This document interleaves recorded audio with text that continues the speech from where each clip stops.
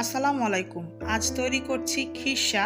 খিরসা পাটিসাপটা পিঠার পুর হিসেবে ইউজ করা হয়, আবার চাইলে খিরসা এমনিতেও খাওয়া যায়। যারা ক্রিমি রিচ ফ্লেভারটা পছন্দ করেন, আমার বিশ্বাস তাদের কাছে এই খিরসা রেসিপিটি অনেক ভালো লাগবে ইনশাল্লাহ। আপনারা চাইলে এই রেসিপি ফলো করে পাটিসাপটার পুর হিসেবেও ইউজ করতে পারেন, আবার এমনিতেও এই খিরসা খেতে পারেন।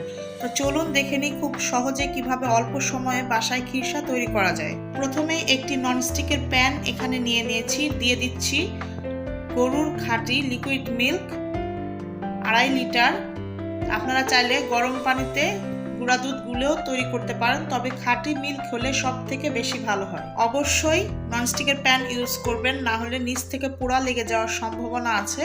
যখন একটা বলক চলে আসবে এ পর্যায়ে অনবরত নাড়াচাড়া করতে হবে, এবং এখান থেকে আমি কিছু পরিমাণ দুধ তুলে রেখে দিব ঠান্ডা হওয়ার জন্য।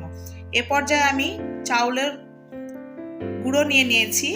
এখানে আমি পোলাও চাউলটাকে ভালোভাবে ব্লেন্ডারে গুঁড়ি করে নিয়েছি। এ পর্যায়ে আমি এখানে একটি বাটি নিয়ে 5 টেবিল চামচ চাউলের গুঁড়ি এক্সট্রা করে তুলে নিচ্ছি। 2.5 লিটার দুধের জন্য 5 টেবিল চামচ চাউলের গুঁড়ি প্রয়োজন হবে, এর বেশি প্রয়োজন হবে না। পোলাওয়ের চালটাকে ব্লেন্ডারে শুকনো অবস্থায় গুঁড়ি করে নিতে হবে, ভিজা হলে কিন্তু গুঁড়ি ভালো হবে না। এ পর্যায়ে আমি আমার চাউলের গুঁড়িটাকে গুলানোর সুবিধার্থে অন্য একটি পাত্রে ট্রান্সফার করে নিচ্ছি। এ পর্যায়ে আমি চিনির পরিমাপটা বলে রাখি। 2.5 লিটার দুধের জন্য 2 কাপ মেজারমেন্ট কাপের চিনি প্রয়োজন হবে, এর বেশি প্রয়োজন নেই। আমি এখানে টোটাল 2 কাপ চিনি ইউজ করেছি। এখন আমি চাউলের গুঁড়িটাকে ভালোভাবে সেই লিকুইড মিল্ক দিয়ে মিক্সার করে নিচ্ছি। অবশ্যই কিন্তু লিকুইড মিল্কটা ঠান্ডা করে নিতে হবে, ভালোভাবে আস্তে আস্তে দিতে হবে এবং গুলাতে হবে, না হলে কিন্তু দলা পেকে যাওয়ার সম্ভাবনা আছে। আর সরাসরি চাউলের গুঁড়িটা দুধে ছেড়ে দিলে কিন্তু দলা পেকে যাবে, তখন আর কিন্তু ভালোভাবে খিরসাটা তৈরি হবে না। সেই জন্যই কিন্তু এই প্রসেসটা ফলো করা। এভাবে যদি আপনারা ভালোভাবে মিক্সড করে মিল্কটাকে ভালোভাবে মিক্সড করে নেবেন চাউলের গুঁড়ির সাথে, তাহলে কিন্তু আর দুধের মধ্যে সরাসরি দিলে কিন্তু আর দলা পেকে যাওয়ার সম্ভাবনা থাকবে না। আজকের খিরসা রেসিপিটি যদি আপনাদের কাছে ভালো লেগে থাকে তাহলে অবশ্যই একটি লাইক দিবেন, কমেন্টের মাধ্যমে জানাবেন এবং শেয়ার করবেন আপনার ফ্যামিলি অ্যান্ড ফ্রেন্ডসদের সাথে। এ পর্যায়ে চাউলের গুঁড়িগুলো দুধের সাথে ভালোভাবে মিক্সড করা হয়ে গিয়েছে। এখন কিন্তু দেখতে পাচ্ছেন যে দুধটা কিন্তু অনেকটা জাল দিতে দিতে কমে এসেছে। এ পর্যায়ে আমি এখন অ্যাড করে দিব সেই গুলিয়ে রাখা চাউলের গুঁড়িটা দিতে হবে এবং ভালোভাবে সাথে সাথে অনবরত নেড়ে নিতে হবে, না হলে কিন্তু আবার নিচে থেকে লেগে যাওয়ার সম্ভাবনা আছে। এখন কিন্তু একটাই কাজ, চুলার সামনে দাঁড়িয়ে থেকে কিছুক্ষণ পর পর অনবরত নাড়াচাড়া করতে হবে খিরসাটাকে, না হলে কিন্তু নিচ থেকে লেগে যাওয়ার সম্ভাবনা আছে এবং ভালোভাবে খিরসাটা তৈরি হবে না। এখানে একটা কথা বলে রাখি, আমি আজকে 2.5 লিটার দুধের জন্য যে পরিমাণ চিনি ইউজ করেছি এটা কিন্তু পারফেক্ট মিষ্টি।